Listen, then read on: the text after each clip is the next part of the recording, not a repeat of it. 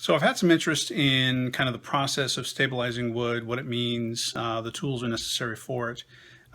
So I thought I'd throw a quick video together for that. It's kind of ironic that this is the first video I put together for this page, considering I've only just really started doing wood stabilizing myself. So check it out. Let me know what you think. More to come. Thanks.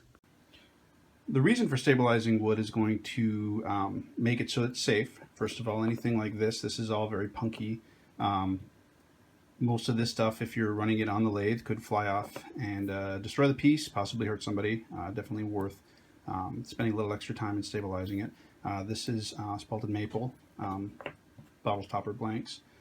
This right here is flaming box elder, again with the spalting on it. You can't really tell, but it's pretty punky. You can actually kind of dig into it with your thumbnail.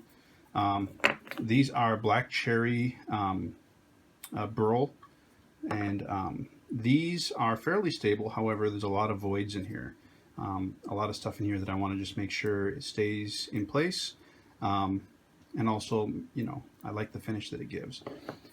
This here is some black walnut that I actually cut up. And as you can see, it's got heartwood on one side, and it has the sapwood on the other side. The sapwood is generally very soft and very punky. By stabilizing it, it actually will harden it fairly well and make for some very cool two-tone colored pens. Tools to get started, I guess first is a vacuum chamber. This is something I got from Turntext.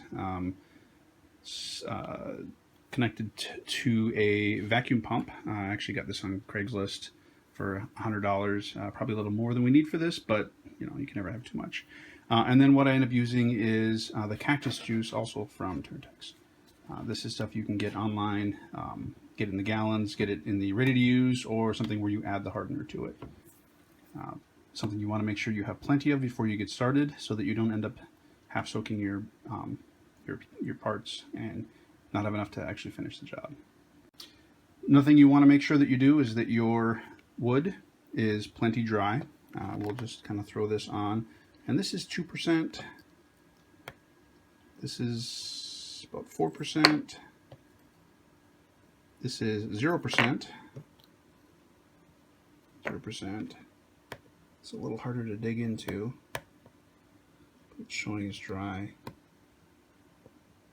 It's showing it's dry. And obviously that's pretty dry. If it's too wet, it will spend the whole time bubbling and you will feel like you never get it done. You want to make sure that your wood is plenty dry.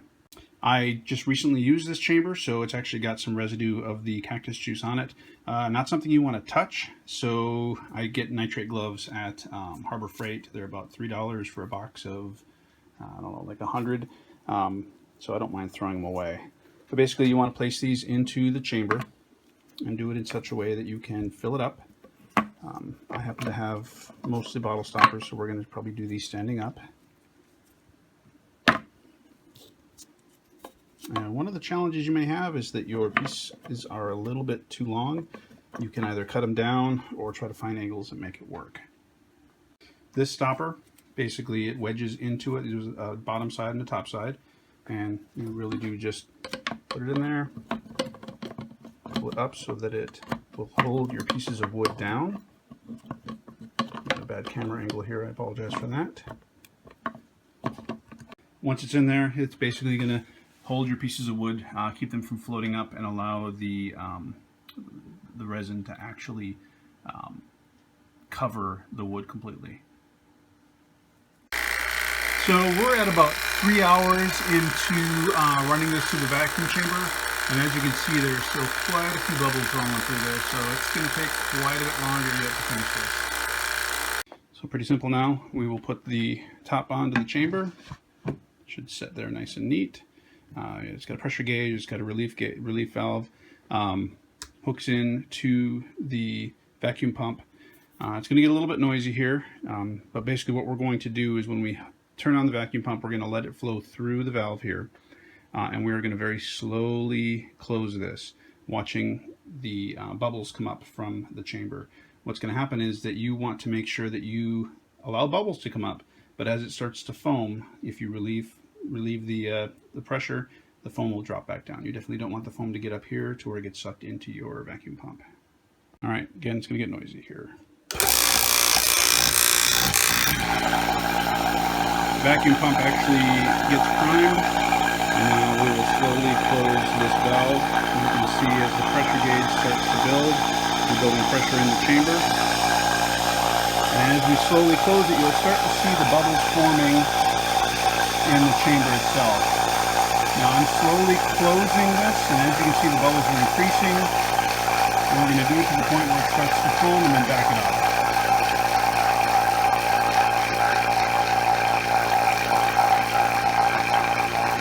Okay, at this point we're starting to get a good foam going. I'm just going to close it up a little bit, let the foam build for a minute. And then as I relieve the pressure, it drops right back down. And you want to do this for a couple minutes until you stop getting foam but continue to get bubbles.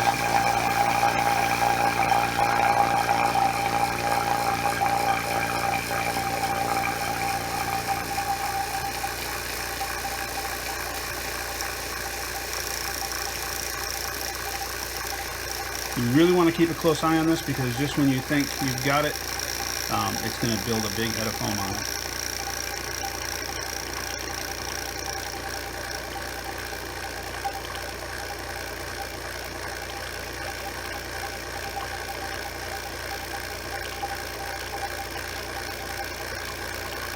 This is fully closed right now. As you can see, that foam is growing pretty quickly. I'm going to cut that off.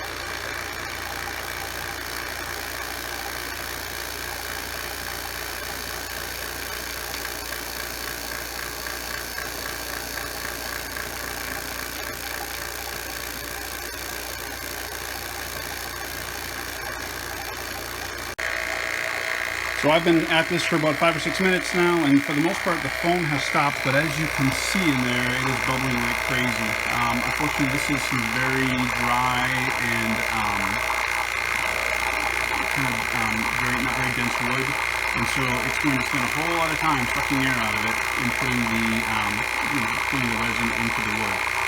This will probably take all day. Typically, you want to basically run this until the bubbles have pretty much stopped. I tend to kind of just keep this running, check on it every 20 minutes or so, half hour, whatever, depending on how it's doing. But we're going to let this sit. This is really the hardest part. It's the waiting. So we're at about 3 hours into running this through the vacuum chamber, and as you can see, there's still quite a few bubbles rolling through there, so it's going to take quite a bit longer yet to finish this. Alright, so we're at about 12 and a half hours since we started, and as you can see, it's still bubbling a little bit, but nothing like it was before. In my experience, you're always going to be getting a little bit of bubbles going, but I think that we're pretty much at the point now where this should be pretty well saturated. The next step is to actually shut it down, and we're going to do so by very slowly releasing the air from the valve while the pump is running. If you were to just shut the pump off, the vacuum that was going on in here would eventually suck stuff back into the motor. It would suck the oil out of the motor into the chamber, and that would be bad. So we're going to just slowly release, and you can watch the gauge. You can hear the motor changing as it's not spinning nearly so much.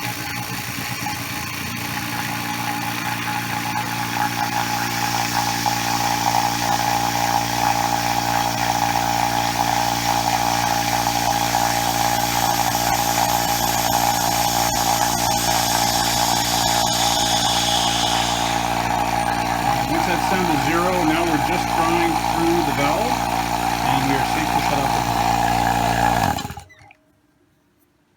We're going to leave the blocks inside the resin for probably until sometime tomorrow.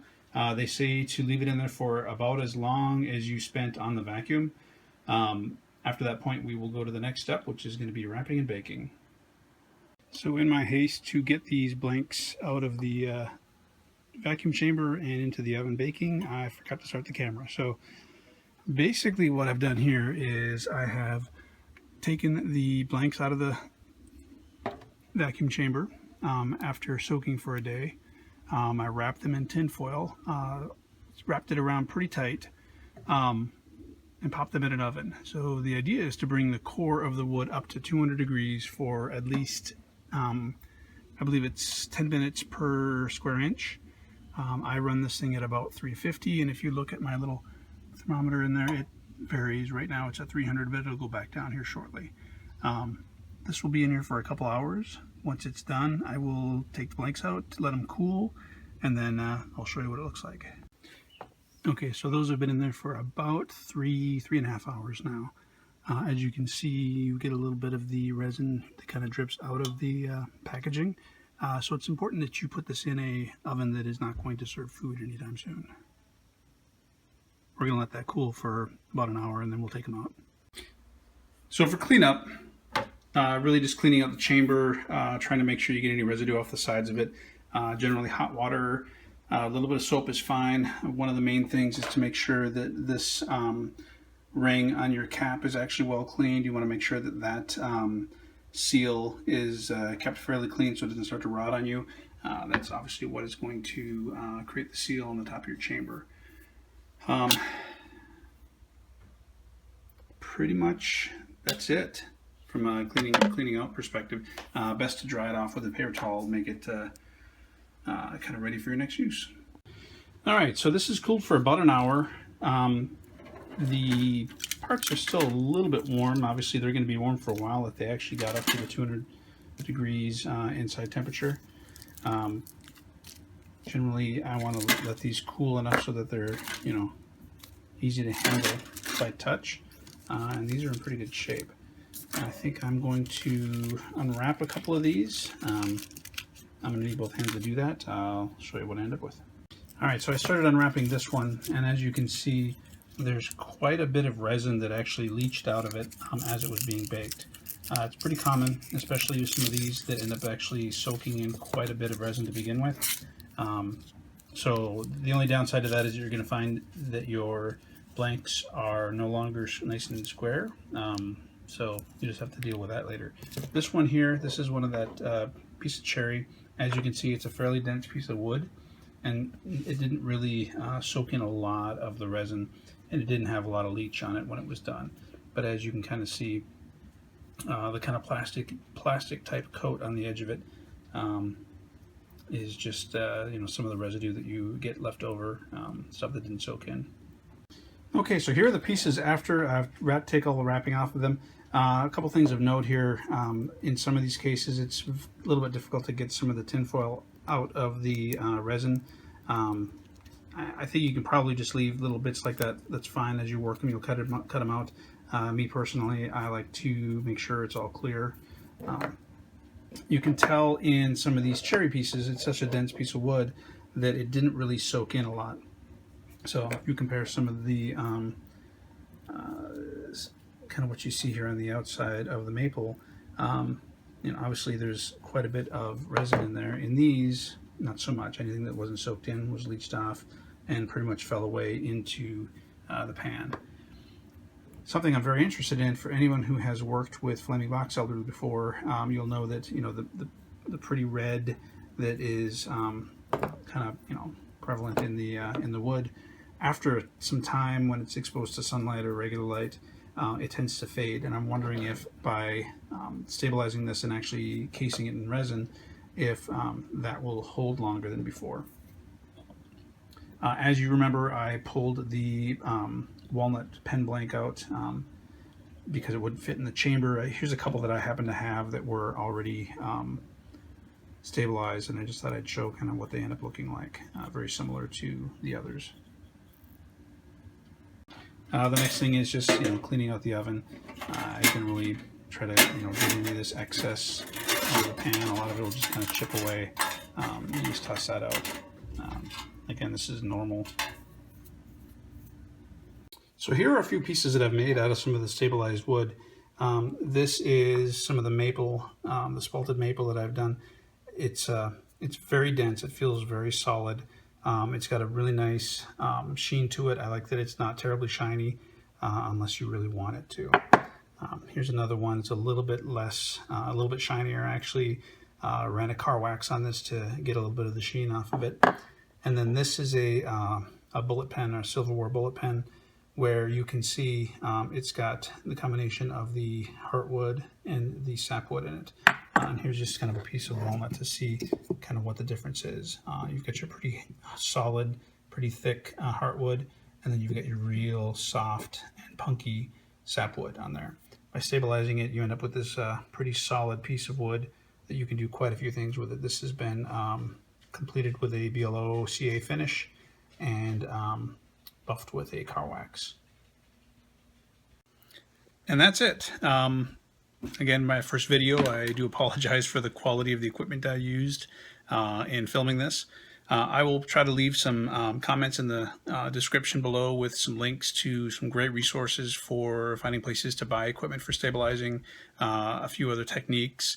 There's some great stuff where people do casting or they do dyeing, where they'll add a little bit of color to some of the wood that they're doing their casting in. Some beautiful pieces that come out of that. It's a lot of fun. If you have any questions, any comments, please feel free to leave them below. I'd be happy to talk about any of this with anyone who is interested. Thank you for taking time watching this video. If you have any suggestions or requests for any videos, anything I can put together, I would be happy to. Thanks for watching.